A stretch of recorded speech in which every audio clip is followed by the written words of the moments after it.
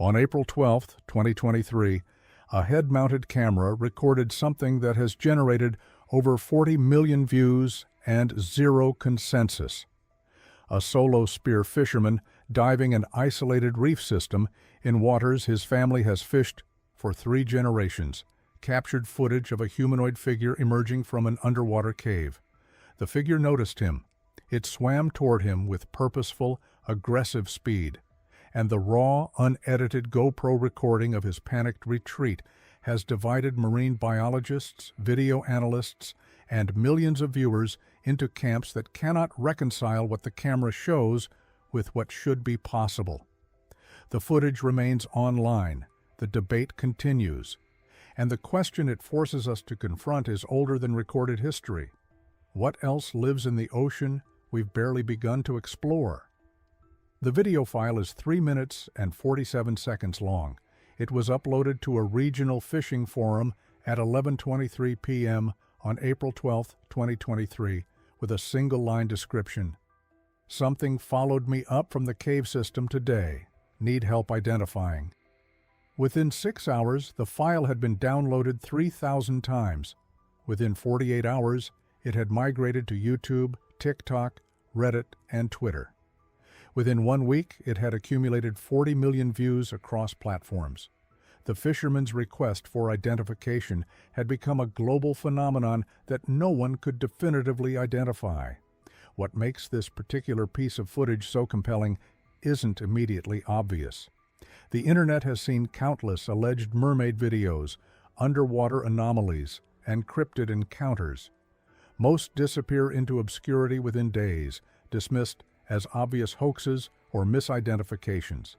This one didn't disappear. Part of the answer lies in the technology that captured it. GoPro cameras have revolutionized adventure documentation since 2004, creating an era where ordinary people carry broadcast-quality recording equipment into remote environments. The head-mounted perspective creates an intimate, first-person experience that traditional filming cannot replicate. Viewers see exactly what the witness saw in real time. There is no camera crew, no production setup, no framing of the shot. The wide-angle lens, typically capturing a 170-degree field of view, records peripheral movement that the human eye might miss, often revealing details the diver didn't consciously notice during the encounter. The waterproof housing and continuous recording mean these devices capture unplanned, unscripted moments. There's no setting up the shot. In this footage, that technical reality manifests as authenticity markers that video analysts have struggled to dismiss. The first 90 seconds show exactly what you'd expect from a routine spear fishing dive: methodical swimming along a coral wall, periodic checks of equipment visible at the frame's bottom edge, the slow sweep of the diver's head as he scans for fish. His breathing through the regulator is steady, rhythmic, unremarkable. The visibility is good but not perfect, maybe 60 feet, with particles suspended in the water column catching the morning light. Nothing suggests performance or staging. At the 134 mark, the behavior changes. A school of snapper that had been holding position near a coral outcropping suddenly scatters. The movement is abrupt, synchronized, the kind of collective panic that indicates predator presence. The diver's head turns toward the fleeing fish, then continues scanning. His breathing hasn't changed yet. He hasn't seen what they're reacting to. For 11 seconds, the camera shows only empty water and coral. The fish don't return. At 1:45, something enters the frame from the right side. The diver's head snaps toward it, and the breathing pattern through the regulator immediately changes. Faster, shallower, the physiological response to sudden fear. The camera stabilizes as the diver stops swimming, apparently hovering in place, and the figure becomes clear. Humanoid, unmistakably humanoid. The torso structure, the arm positioning, the proportions of the limbs to the body all fall within human parameters, yet the movement through the water is wrong. No diver swims with that fluidity. No human achieves that speed without fins, and this figure has no fins.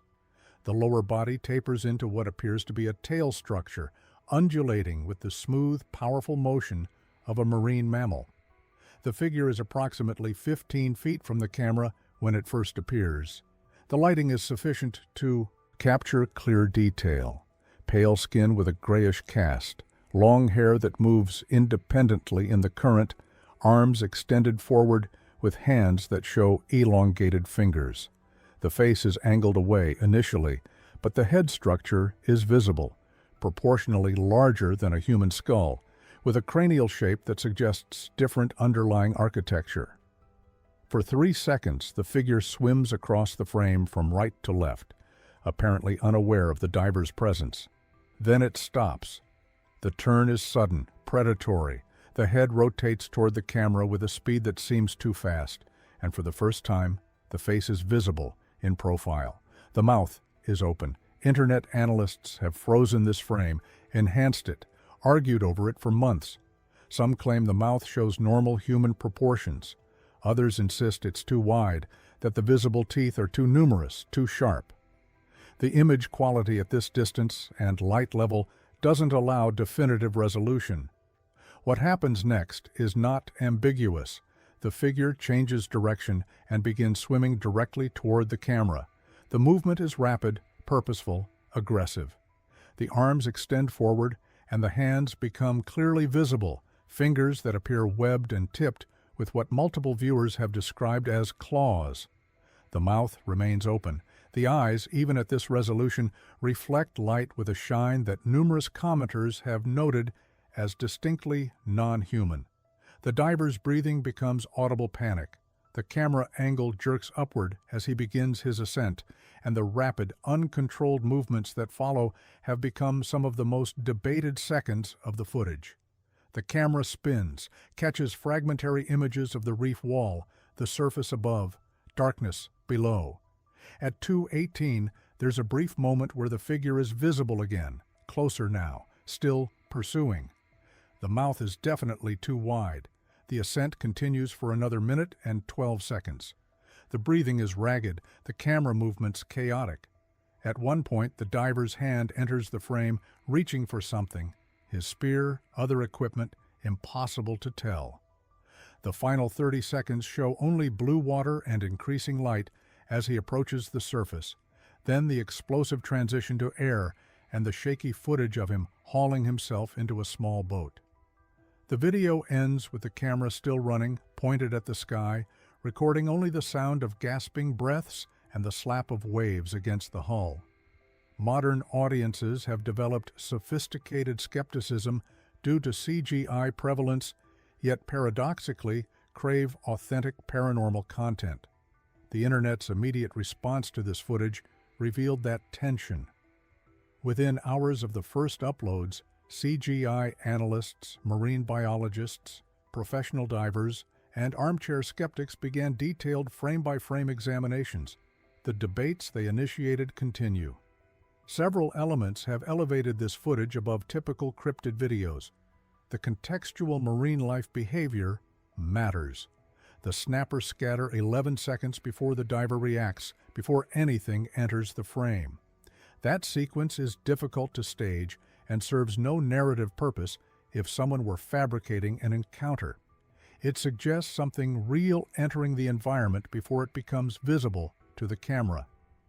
Multiple marine biologists have noted that the fish behavior is consistent with predator response, not the kind of disturbance that divers create. The lighting and shadow underwater create natural ambiguity. Refraction, particle suspension, and limited visibility mean objects can appear distorted without digital manipulation. But these same factors also create consistency requirements that CGI must replicate perfectly. Water interacts with light in complex ways. The figure in the footage shows appropriate light diffusion, shadow casting, and particle interference that several video analysts have stated would be extremely difficult to fake convincingly. The presence of mundane details matters to psychological authenticity. The first 90 seconds establish this as a routine dive. The equipment checks, the methodical swimming, the patient observation of fish behavior, None of this serves the purpose of showcasing an anomaly. It exists because that's what the diver was actually doing before the encounter. Footage that includes boring preamble feels more genuine than videos that begin precisely when something extraordinary happens. The shakiness and imperfection of the panic response may be the strongest authentication marker. When the figure begins its approach, the camera work becomes terrible. The framing is chaotic, the subject is frequently out of frame, the movements are nausea-inducing. This is exactly what genuine panic produces, and exactly what hoaxers typically fail to replicate. They can't resist keeping their creation visible, maintaining framing that showcases their work. This diver wasn't trying to showcase anything. He was trying to reach the surface alive. Yet the skeptics have not been silent, and their objections carry weight. The figure appears in the frame for a total of approximately 12 seconds of clear footage. Everything else is fragmentary glimpses during the panicked ascent. 12 seconds is enough to generate questions, but not enough to answer them definitively. The resolution is good but not perfect. The camera captures HD video, but underwater visibility, distance, and particle suspension limit detail in ways that allow multiple interpretations of the same frames. The creature's face, which should be the most diagnostic feature, is never shown in clear, sustained frontal view. The best footage shows profile or three-quarter angles. The open mouth that so many viewers find disturbing is visible for less than 2 seconds at useful resolution. This ambiguity has led some analysts to argue that the figure could be another diver in specialized equipment, captured at angles that obscure identifying features.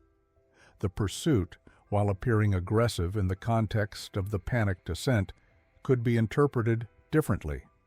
Some marine mammal behaviorists have suggested the figure might have been curious rather than predatory, and that the diver's rapid retreat triggered chase instinct rather than revealing hostile intent.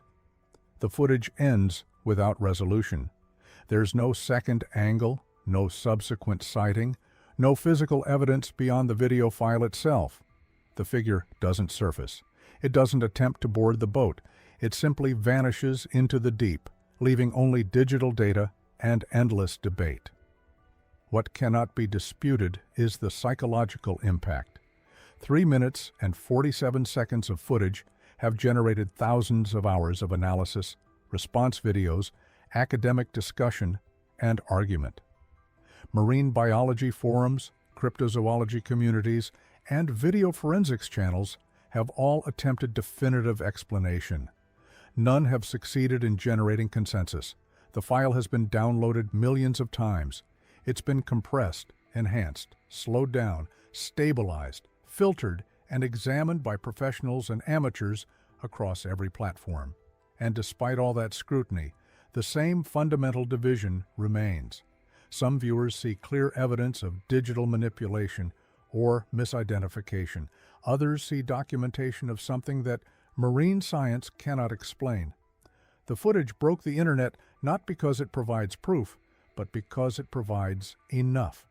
Enough detail to be compelling, enough ambiguity to prevent easy dismissal, enough context to feel authentic, and enough terror in that panicked descent to make millions of viewers ask the question that has haunted sailors for millennia. What else is down there? Before the encounter, there was just a man, his spear, and an isolated reef. His name is Marcus Chen. He's 42 years old, born and raised in a coastal community in the Philippines where his grandfather, father, and uncles made their living from the sea. He's been diving since he was 7 years old, spear fishing since he was 12. 30 years of experience in these waters. He knows the reef systems, the current patterns, the seasonal movements of fish populations. He knows what belongs in these depths. This matters. When someone with 3 decades of diving experience says they saw something they cannot explain, it carries different weight than a novice's encounter. Chen isn't a tourist who took up diving last summer. He isn't a weekend hobbyist. He's a man who has spent more cumulative hours underwater than most people spend in their cars, who has seen sharks, eels, octopi, and countless marine species in their natural environment. His baseline for normal is calibrated by thousands of dives. The morning of April 12th began like hundreds of mornings before it. Chen woke at 4:30 a.m., prepared his equipment, and launched his small boat from a beach his family has used for 3 generations. The plan was routine: motor out to a reef system approximately 8 miles. Offshore, dive the coral walls and cave formations where grouper and snapper tend to hold position, return with enough fish for the local market and his family's needs. He was alone by choice. Spear fishermen specifically spend extended periods in silence, moving slowly through underwater environments. This patient observation increases encounter probability with skittish species that scatter at the presence of multiple divers. Solo fishing also allows for flexible dive planning. Chen could stay down as long as his air lasted, follow fish into deeper formations without coordinating with partners, make decisions based on conditions rather than group consensus. The location he chose was not random. The reef system sits in waters that his family has fished for decades, a complex topography of coral walls, caves, and channels carved by current over thousands of years. The caves are deep, some penetrating 30 or 40 feet into the reef structure, creating shadowed environments where large predatory fish shelter during daylight. Chen had dived these specific formations dozens of times. But conditions matter, and April 12th brought circumstances that Chen later acknowledged were unusual.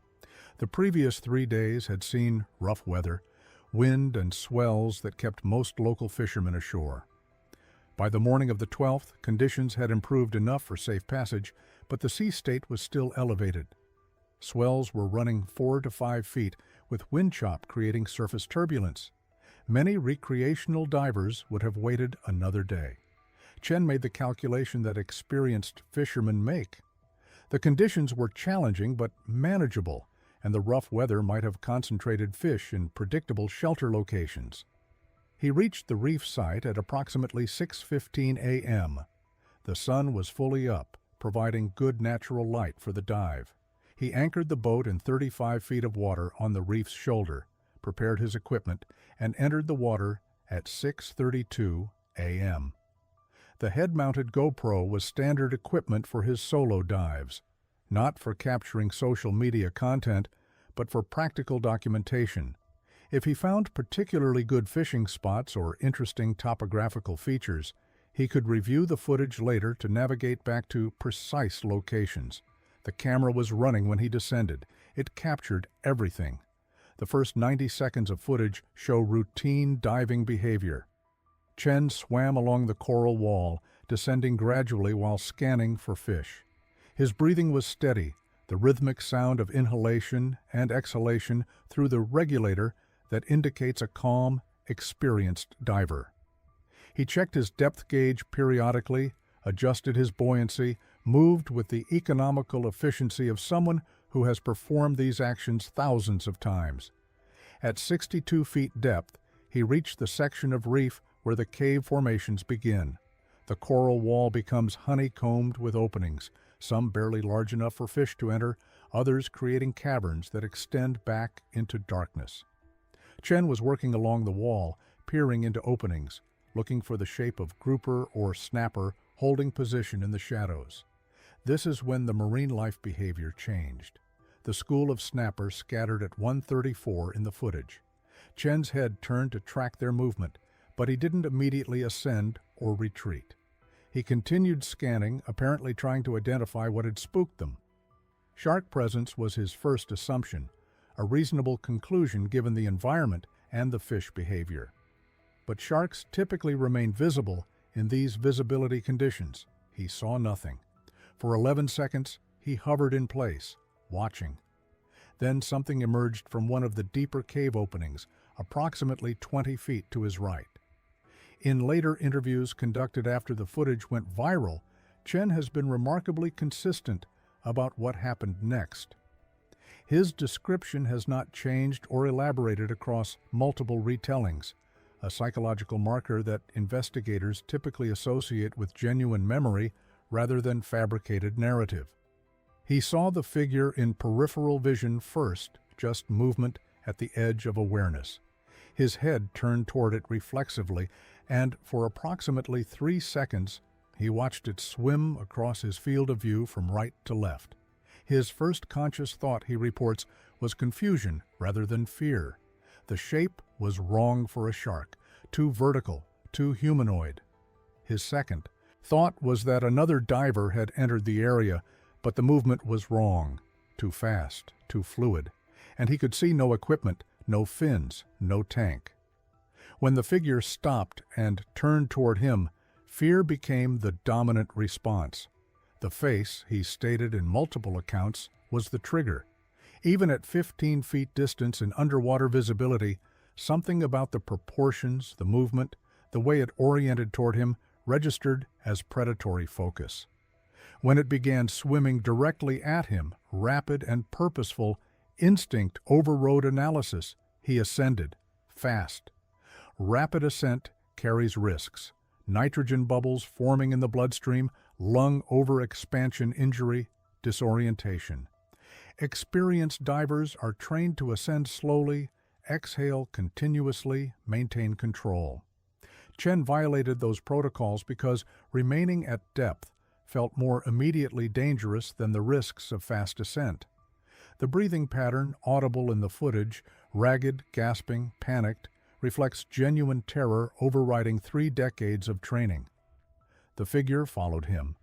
He's certain of this, though the chaotic camera work during ascent captures only fragmentary glimpses. At one point, visible in the footage at 2:18, the figure is closer than it was initially, maybe 8 feet from the camera.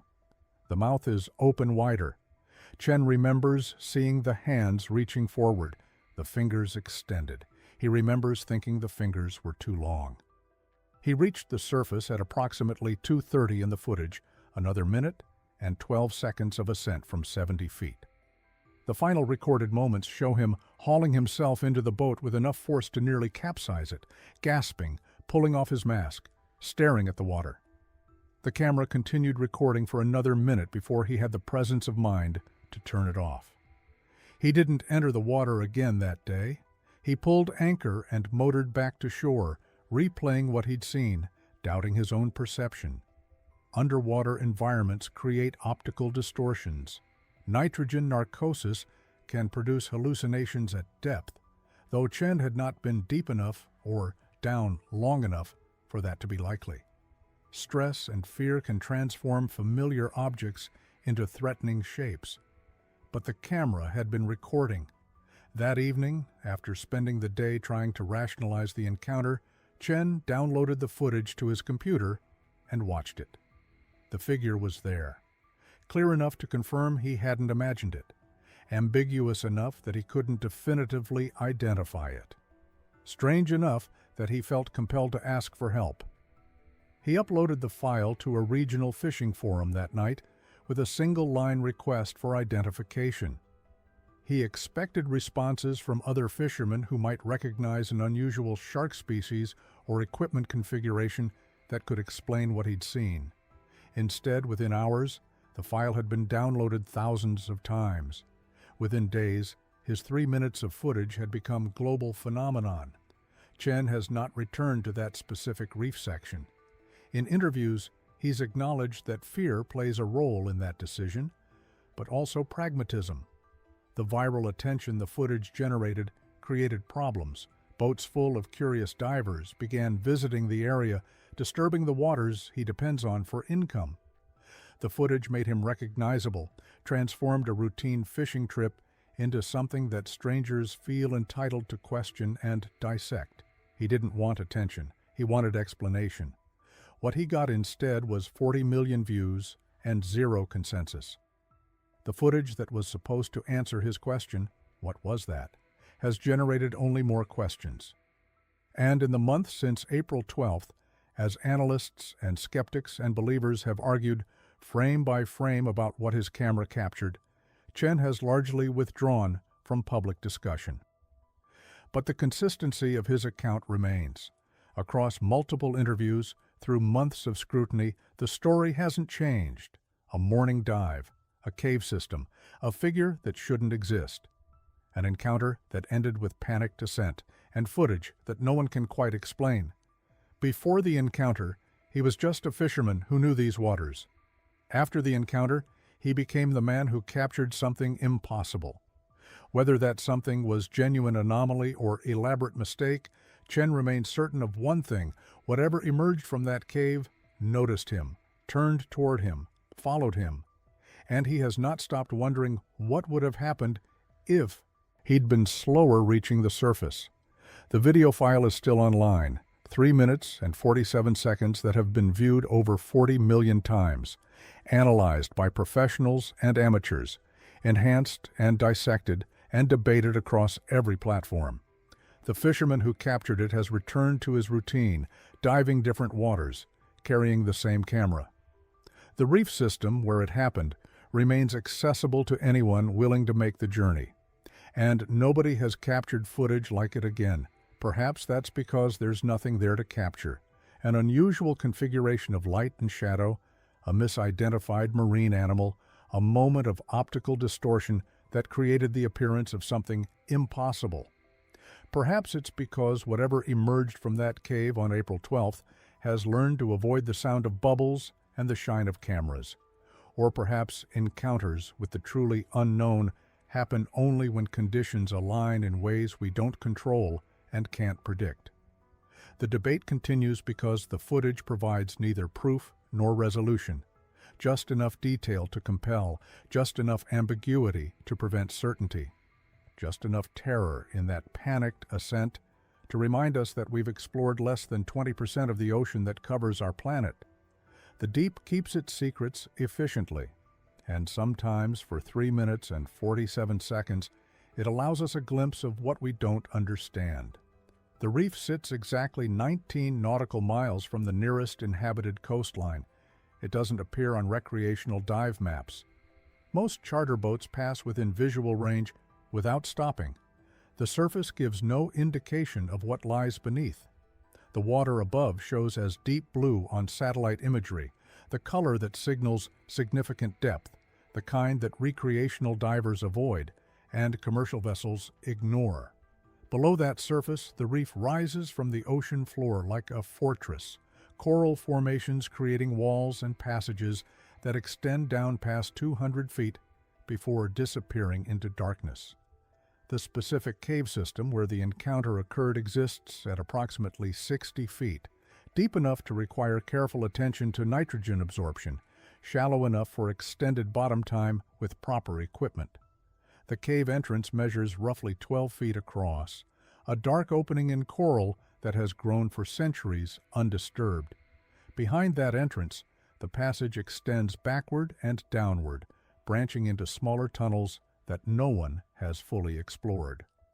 The local fishing community has a name for this formation, a term in their language that translates most directly as the mouth that breathes. They don't fish there. This detail emerges from interviews with fishermen whose families have worked these waters for 5 generations. They know the reef exists. They know the cave system connects to deeper passages. They mark the location on their charts, but that mark serves as warning rather than invitation. When asked why they avoid the area despite its obvious marine life concentration, fish aggregate around reef structures, the answers carry uncomfortable consistency. The water feels wrong there. Things move in the cave that aren't fish.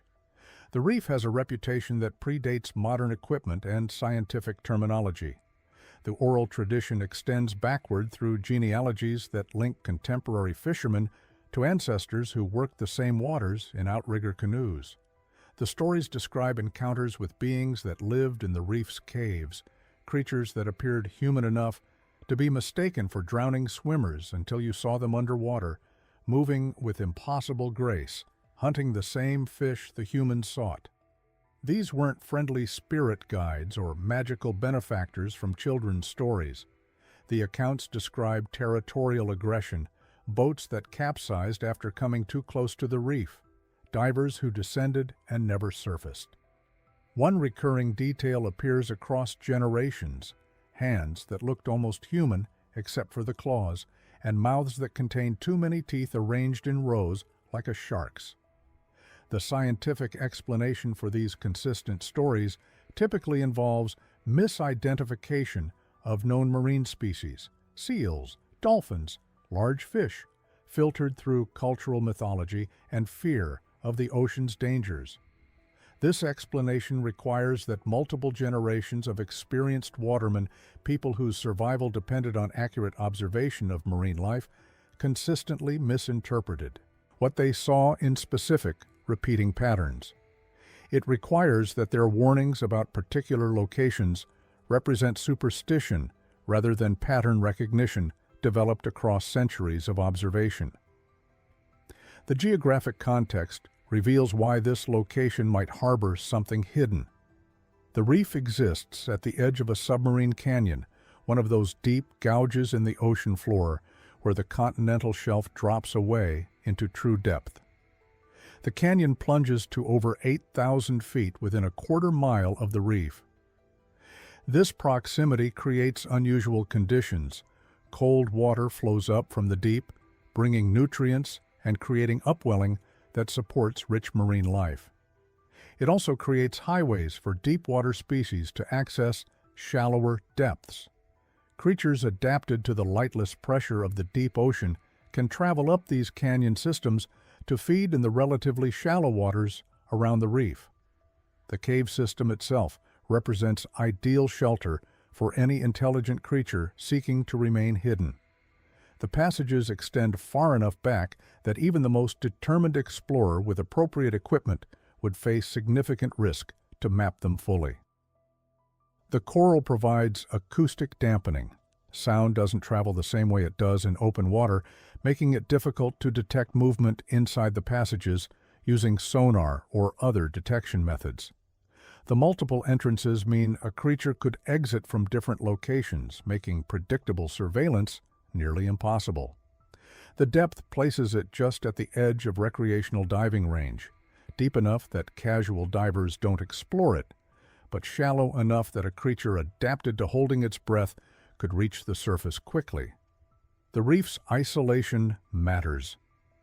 19 nautical miles from shore, far from shipping lanes, absent from tourist dive maps, human presence in this area occurs infrequently and unpredictably.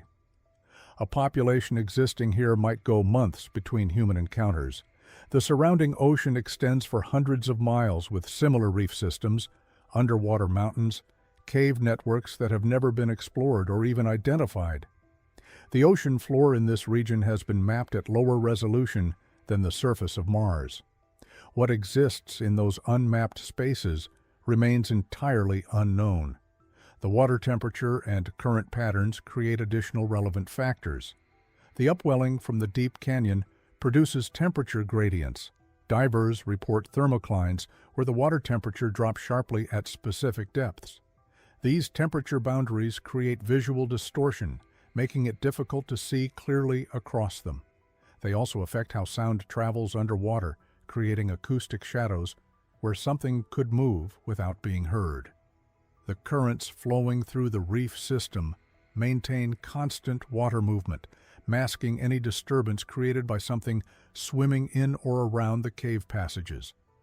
The marine life concentration around this reef has attracted attention from marine biologists studying healthy coral ecosystems. Survey dives documented unusual fish behavior. Large predator species, typically territorial around caves, showed avoidance patterns, maintaining distance from certain cave entrances despite ideal shelter conditions. This anomaly was noted but never explained. Fish flee from predators. When they avoid ideal habitat, something about that habitat triggers threat recognition.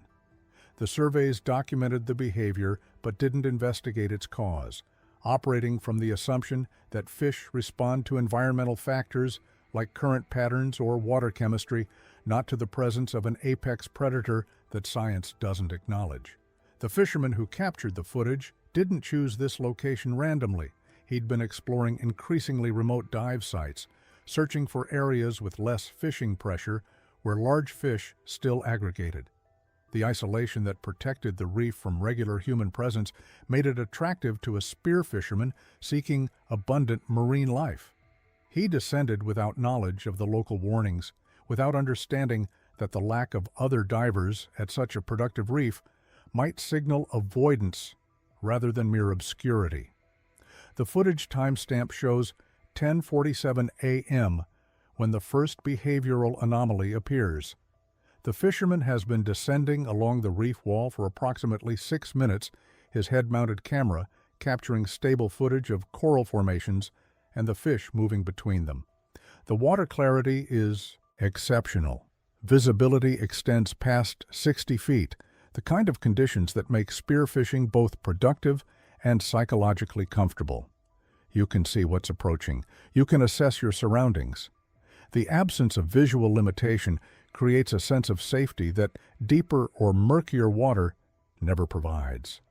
At 10:47, a school of jacks that had been holding position near the reef wall suddenly scatters. The movement is explosive, unified, the kind of panic response fish show when a predator enters their space. The fisherman's camera follows them briefly, then returns to scanning the reef. He hasn't identified the threat that triggered their flight. 30 seconds later, a large grouper emerges from a coral overhang 20 feet ahead and moves rapidly away from the wall toward open water. The fish abandons ideal shelter without apparent cause. Its trajectory takes it directly away from the cave entrance that the diver hasn't yet noticed. The behavioral pattern is clear to anyone familiar with marine life. Something has entered the environment that prey species recognize as dangerous. The fisherman either doesn't register the pattern or doesn't understand its significance. He continues his descent, moving along the reef wall toward the cave entrance. At 10:48, the cave first appears in frame. The opening is larger than most reef formations, a dark void in the coral that the camera exposure can't penetrate beyond the first few feet. The contrast between the sunlit reef and the absolute darkness inside creates a visual barrier. You can see that the cave extends backward, but not what it contains. The fisherman pauses, maintaining his position in the water column at approximately 58 feet depth. His breathing pattern on the audio track remains steady. The spear gun visible at the bottom edge of the frame points downward in neutral position. For 43 seconds, nothing happens. The footage shows the cave entrance, the coral formation surrounding it, the blue water above. Fish that fled earlier have not returned. The reef appears empty of the marine life that should populate a healthy coral ecosystem at this depth. The silence extends beyond visual. The usual sounds of a reef environment, the clicking of shrimp, the low-frequency noise of fish feeding, all diminish until the only clear audio is the diver's breathing and the bubble release of his exhaled air. At 10:49:17, something moves inside the cave. The movement registers first as a change in the darkness, a shift in the black that suggests motion from deeper in the passage toward the entrance. The camera exposure adjusts, trying to compensate for the contrast between bright water and cave darkness. But the automatic settings can't fully resolve what's emerging. What becomes visible is a shape, darker than the surrounding shadow, moving forward with clear intention. The movement isn't the random drift of a fish or the jerking escape response of prey. This is directed, purposeful approach. The shape reaches the cave entrance at 10:49:31.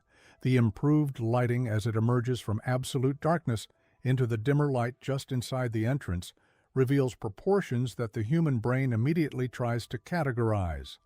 The torso is elongated, the shoulder width suggesting significant muscle mass, the head proportionally smaller than human standard but clearly defined with forward-facing eyes. What should be legs instead extends into a powerful tail section, the movement creating sinuous propulsion through the water. The skin appears pale, almost luminescent in the limited light, lacking the obvious scales of fish, but possessing a texture that suggests something between human skin and the smooth surface of a dolphin. It stops just inside the cave entrance. The distance from the camera is approximately 30 feet. For 6 seconds, it remains motionless. The footage captures a moment of mutual recognition. The diver has seen it, and it has clearly seen the diver. The head tilts slightly, the angle suggesting evaluation, assessment. The eyes are large, adapted for low light conditions, positioned forward for depth perception. The face is not human, but it carries enough human-like structure that the brain struggles to classify it as purely animal. The uncanny valley effect creates immediate psychological distortion. This looks almost human, but fundamentally wrong. And that wrongness triggers deep brain threat recognition. The hands become visible as it shifts position. They extend forward from the torso, the arms longer than human proportion, the fingers extended. Each finger terminates in what the footage clearly shows as claws, dark, curved, shark-like. The hands are not webbed. They're built for gripping, for tearing, for manipulation that requires individual finger control. They look like tools, weapons, like hands designed by evolution for hunting. At 10:49:37, it opens its mouth. The jaw articulation is wider than human capacity, the opening revealing multiple rows of teeth set in a structure that resembles a shark more than a mammal. The teeth are triangular, serrated, designed for tearing flesh. They're arranged in clear rows, the front teeth larger than those behind, the pattern suggesting continuous replacement as front teeth are lost or worn. This is a carnivore's mouth, a predator's tool, and it's attached to something with a body plan that allows for intelligence, for strategy, for decision-making. The diver's breathing pattern changes on the audio track. The steady rhythm breaks, the inhalation sharper, the bubble release more rapid. The spear gun at the bottom of the frame moves, lifting to a defensive position. The camera angle shifts as the diver adjusts his position in the water, the movement showing his hands reaching for buoyancy control, preparing to ascend. The creature moves forward out of the cave entrance at 10:49:41. The propulsion is fast, efficient, the tail creating powerful thrust that closes distance rapidly. It doesn't charge directly at the diver. The approach angles slightly upward and to the side, the path suggesting it's attempting to move above him, to position itself between him and the surface. The hands extend forward, the claws clearly visible as they reach toward the camera. The mouth remains open. The eyes maintain fixed focus on the diver, tracking his movement with precision that indicates clear intention. This is not curiosity. This is not the investigative approach of a dolphin or the food-motivated interest of a large fish. The behavior pattern matches predatory aggression, establishing position, using speed to prevent escape, approaching with weapons deployed. Every element of the creature's movement demonstrates that it perceives the diver as either threat or prey, and it's acting to eliminate or capture. The distance closes to 15 feet before the diver's ascent begins. The camera angle tilts upward sharply as he kicks toward the surface, the powerful fin strokes creating the rapid vertical movement that emergency ascent training requires. The creature remains in frame for another 3 seconds, still approaching, the hands reaching forward, the expression, if that word applies to something with this face, showing what witnesses who've watched the footage describe as aggression or hunger or hatred. The teeth remain visible, the eyes remain locked on the camera. At 10:49:47, the creature disappears from the frame as the diver's ascent angle steepens. The camera now shows only blue water above and the reef falling away below. The audio track captures frantic breathing, the rapid bubble release, and beneath that, a sound that no one has adequately explained. A vocalization, high-pitched and modulated, that some analysts describe as clicking or calling, and that carries an acoustic pattern suggesting intentional communication or echolocation. The footage continues for another 42 seconds, showing nothing but the diver's emergency ascent. but that sound remains audible in the background until the surface break. Something followed him up, staying just out of frame, watching as he fled. 23 seconds into the encounter, the creature began moving toward the camera, not drifting, not investigating from a distance, moving with clear intention, arms extending forward, body undulating in controlled rhythm, closing the gap between itself and the diver with what witnesses who've analyzed the footage describe as purposeful speed. The fisherman's breathing changes immediately in the audio. The steady rhythm of regulated breath gives way to sharp inhalations. His hand enters frame, gripping the spear that had been hanging loosely at his side. In those seconds, every detail becomes crucial. The hands reach forward first. The footage captures them extended ahead of the torso, fingers splayed, joints bending in ways that appear anatomically familiar, yet somehow wrong. The nails, or what multiple analysts have identified as claw-like extensions, are visible in 3 clear frames before the creature rotates slightly, changing the angle. Marine biologists examining this segment note the swimming motion itself defies easy categorization. It's not the tail-driven propulsion of a dolphin or the undulating movement of an eel. The torso remains relatively upright, suggesting propulsion from the lower body that remains outside the frame's lower boundary, while the arms sweep in coordinated strokes that marine locomotion experts describe as disturbingly efficient. Then there's the face. The creature maintains what appears to be direct eye contact with the camera, and by extension, the human wearing it, throughout the approach. The head position doesn't waver. Where a curious seal might approach erratically, investigating from multiple angles, this creature comes straight toward the lens with what behavioral analysts describe as focused intention. The mouth movement occurs 3 meters from the camera, based on size comparison analysis using the coral formations visible in frame. The jaw opens wider than human anatomy allows, not impossibly, not cartoonishly, but distinctly beyond normal range. What multiple viewers have described as teeth become briefly visible before the diver begins his retreat. The audio captures something else in this moment. A sound that doesn't match the ambient noise of underwater recording. Several acoustic analysts have noted a vocalization pattern in the seconds before the creature's mouth opens, a frequency that sits at the edge of what the GoPro's microphone can register. Whether it represents attempted communication, threat display, or something else entirely remains disputed. What's not disputed is the diver's reaction. He turns and swims. The camera view becomes chaotic. Flashes of reef, open water, the shadow of his own panicked movements. His breathing now comes in gasps that override other audio. The footage becomes difficult to watch, not because of what it shows, but because of what it conveys. The primal terror of being pursued through an environment where you cannot breathe, where you move slowly, where something faster and more adapted shares the water with you. The creature remains visible in frame for another 7 seconds as the diver flees, staying roughly the same distance behind him. Then it stops. The pursuit simply ends. The figure becomes smaller, appears to hang motionless in the water, watching. The diver doesn't stop swimming until the depth gauge visible on his wrist shows 8 meters, recreational diving depth, well above the cave system, closer to the surface and safety and air. This behavior pattern, approach, display, pursuit, cessation, creates its own category of evidence. Territorial defense in marine species typically follows this exact sequence.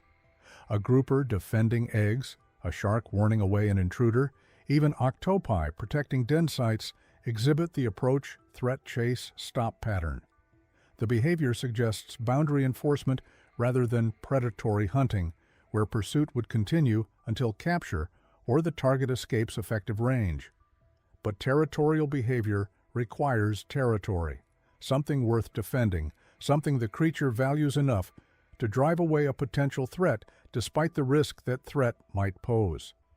The cave system becomes more significant through this lens. not just a backdrop for the encounter, but potentially a home, a shelter, a place containing something precious enough to defend. Every second of the footage has been examined under the assumption that it must be something else. This is the proper approach. The scientific method demands conventional explanations be exhausted before extraordinary ones are considered, and conventional explanations exist in abundance. The misidentification hypothesis begins with seal species. Seals possess forward-facing eyes, whiskers that might appear hair-like at distance, and a curiosity that draws them toward divers.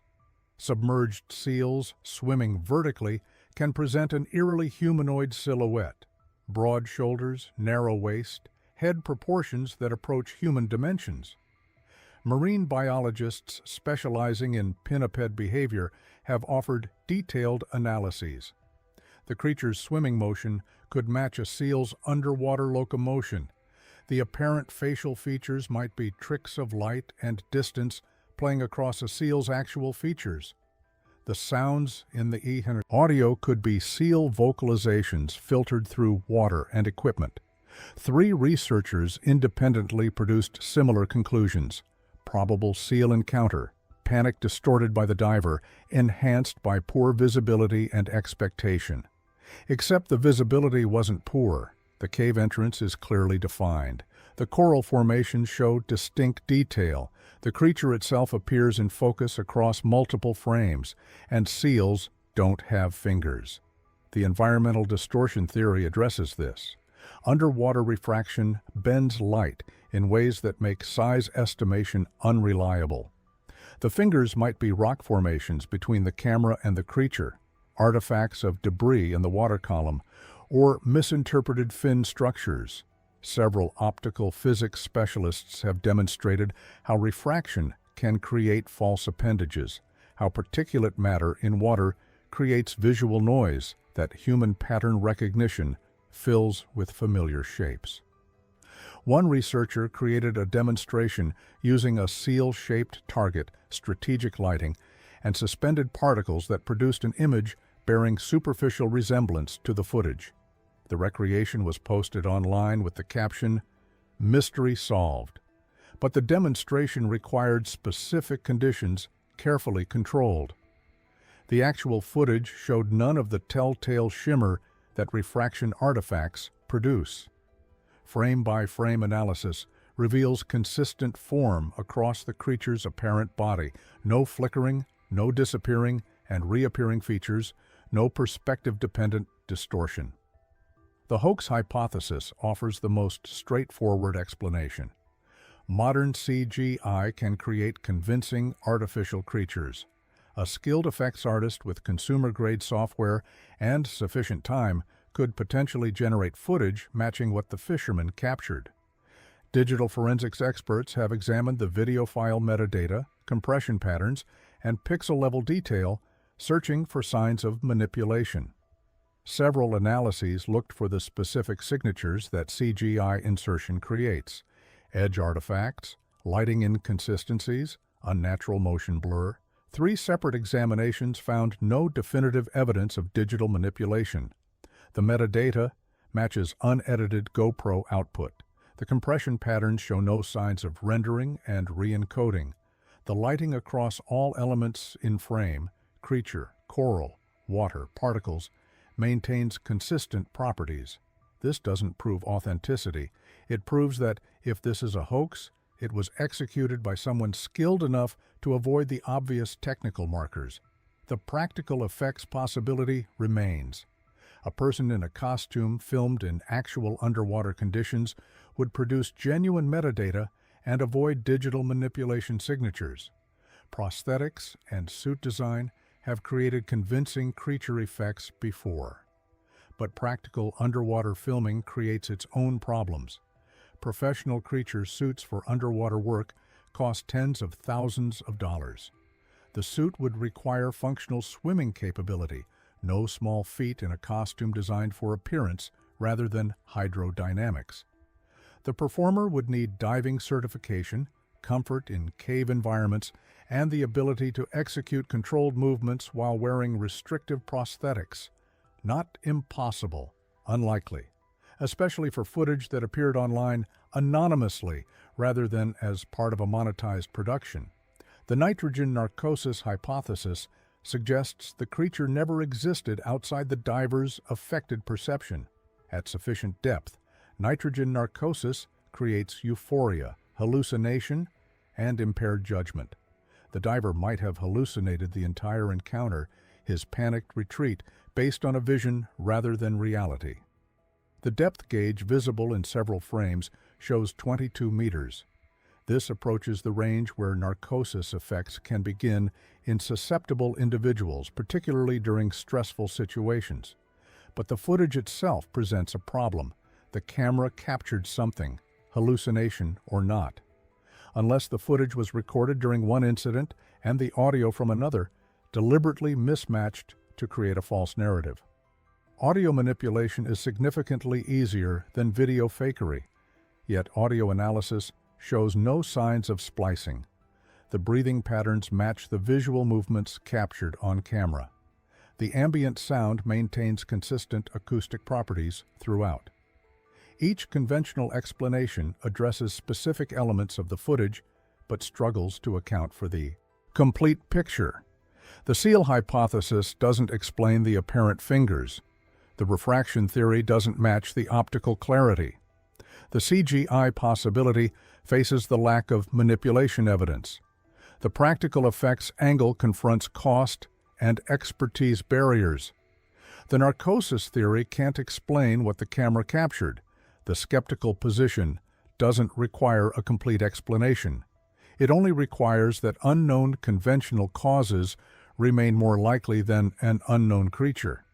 That the gaps in current explanations represent incomplete investigation rather than impossible events. This is the fortress of rational doubt. Each wall represents a different conventional possibility. Even if no single explanation perfectly fits, the combined structure of normal but unconfirmed causes is meant to be stronger than the single extraordinary claim. Whether that fortress holds depends on what evidence can breach it. The conventional explanations sound reasonable until you examine them against the specific details captured in those 47 seconds of footage. Marine biologist Dr. Sarah Chen spent 6 hours analyzing the creature's locomotion patterns frame by frame. Her conclusion was cautious but pointed. Nothing in her catalog of known species moved that way. The swimming technique combines elements that don't coexist in nature. Dolphins achieve speed through vertical tail motion. Seals use horizontal body undulation. The figure in the video demonstrates both simultaneously, a vertical torso maintaining stable orientation, while lower body propulsion suggests something closer to a cetacean's physiology. Chen noted the creature's ability to accelerate from apparent stillness to pursuit speed within 3 seconds. No pinniped possesses that capability. The hands present a specific problem for misidentification theories. Frame enhancement shows 5 distinct digits on each appendage, articulated independently as they reach toward the camera. Marine mammals capable of precision, grip, evolved flippers millions of years ago. The clawed extensions visible in the final frames before the diver's retreat suggest adaptation for grasping or tearing, predatory tools, not filter-feeding apparatus. Then there's the pattern itself. This footage doesn't exist in isolation. In 1967, a British naval diver named Robert Whitford reported an encounter off the coast of Cornwall during routine hull inspection. He described a humanoid figure observing him from approximately 20 meters distance, noting specifically the creature's apparent curiosity and the way it maintained precise depth without visible effort. His report was filed and forgotten. In 1992, Japanese commercial divers working on underwater construction near Okinawa captured brief video of what they termed the swimmer, a figure that approached their work site on 3 separate occasions. The footage was too distant for detail, but the consistency intrigued local researchers. Work crews began noting locations where the figure appeared. All sightings occurred near deep water access points, underwater caves leading to unexplored systems. The Kiryat Yam incident of 2009 involved multiple witnesses at sunset, describing a figure performing what appeared to be acrobatic movements before descending beyond visibility. The Israeli Coast Guard investigated.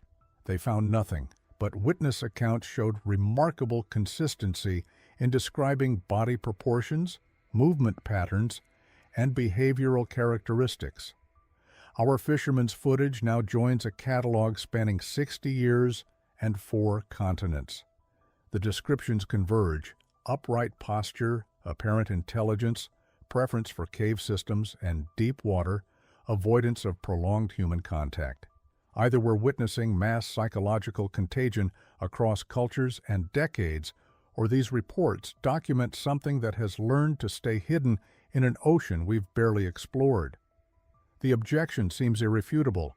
How could intelligent aquatic humanoids exist unconfirmed in the age of satellite imagery and global surveillance? The answer lies in numbers that reshape the question entirely. Humans have explored less than 5% of the ocean floor. 5%. The remaining 95% exists in complete observational darkness, unmapped, unvisited, unknown. We possess more detailed surface maps of Mars than of our own ocean floor.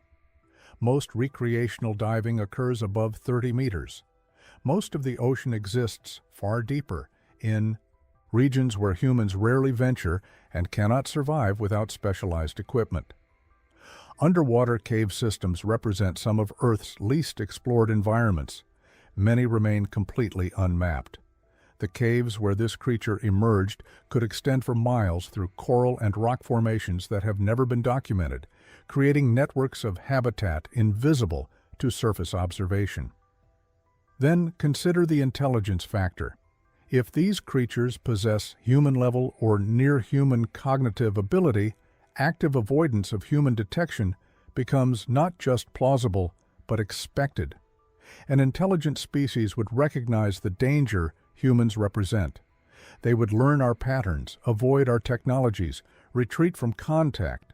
Detection requires not just their existence, but their cooperation or carelessness. The ocean keeps its secrets because we've barely begun asking the right questions in the right places.